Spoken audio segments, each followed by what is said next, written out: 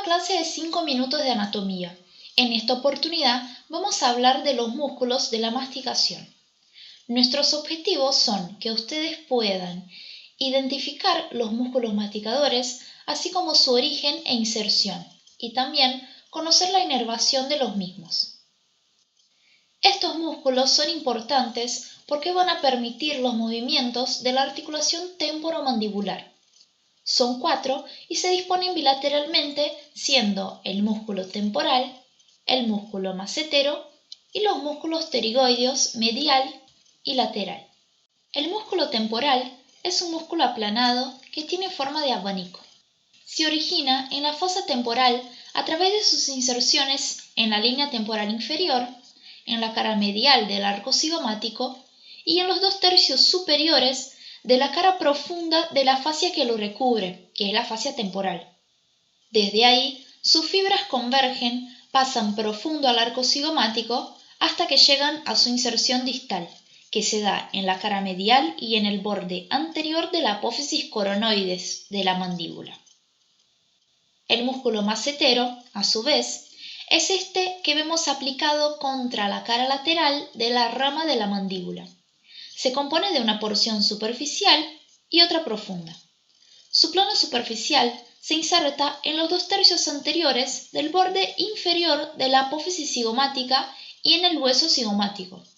Se dirige de arriba hacia abajo y de anterior a posterior, de modo que sus fibras terminan en la parte inferior de la cara lateral de la rama de la mandíbula. El plano profundo, medial al anterior, se origina en el borde inferior y en la cara lateral de la apófisis cigomática y se inserta en la cara lateral de la rama de la mandíbula. Estos músculos, al igual que el músculo temporal, son los que sentimos al cerrar la boca en contra de la resistencia. En esta vista, también lateral, para observar los músculos pterigoideos fue necesario cortar el arco cigomático, una parte de la rama de la mandíbula y el tendón del músculo temporal. El músculo pterigoideo lateral, de situación lateral y superior, se extiende desde la base del cráneo hasta la mandíbula, de anterior a posterior y de medial a lateral. Dicho músculo tiene 2 cabezas, y en sus inserciones anteromediales, la cabeza superior se inserta en el ala mayor del efenoides hasta su cresta infratemporal y la cabeza inferior se origina en la cara lateral de la apófisis pterigoides.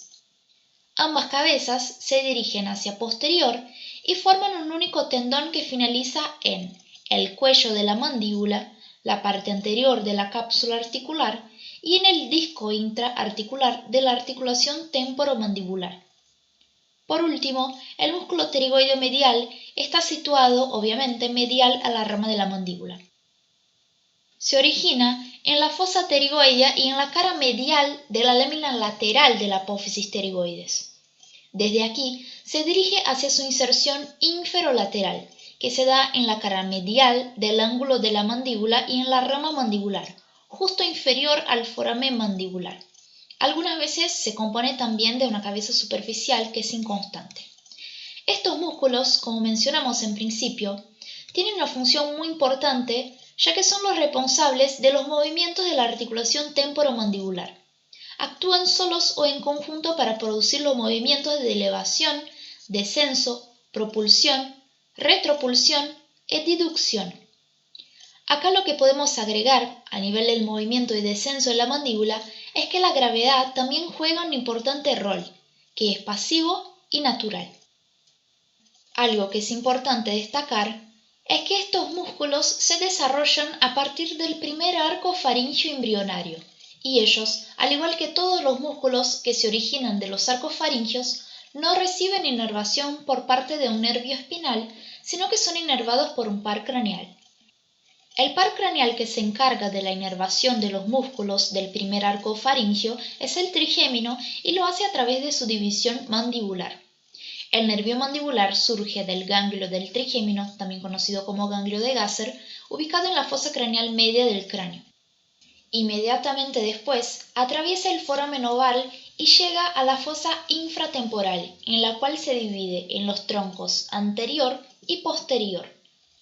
Del tronco terminal anterior salen el nervio temporobucal, que pasa entre los fascículos del músculo pterigoideo lateral, le proporciona algunos ramos y al llegar a su extremo lateral se divide en un ramo superior o nervio temporal profundo anterior, que se distribuye en la parte anterior del músculo temporal, y un ramo descendente que es el nervio bucal, que es sensitivo. Del tronco terminal anterior también sale el nervio temporal profundo medio que inerva la región media del músculo temporal. Por último, el nervio temporomasentérico se divide en dos ramos, el nervio masentérico y el nervio temporal profundo posterior. El nervio masentérico, luego de atravesar la escotadura de la mandíbula, termina en la cara profunda del músculo macetero. Ya el nervio temporal profundo posterior se distribuye en la región posterior de este músculo. Es decir, que hasta acá tenemos la inervación del músculo pterigoideo lateral, que se da por el nervio temporobucal. Tenemos también la inervación del músculo temporal, que se da por los nervios temporales profundos anterior, medio y posterior.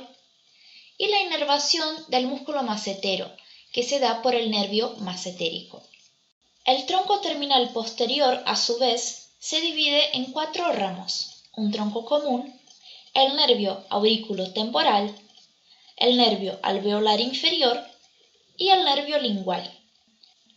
Dicho tronco común es el que provee inervación al último de los músculos de la masticación, es decir, al músculo pterigoideo medial, y además al músculo tensor del velo del paladar y tensor del tímpano. Como conclusión, los músculos mastigadores son 4 a cada lado y posibilitan los movimientos de la mandíbula, permitiendo cumplir con varias funciones, entre ellas la de triturar los alimentos. Y además, la inervación de estos músculos está provista por el nervio mandibular, que es ramo del quinto par craneal.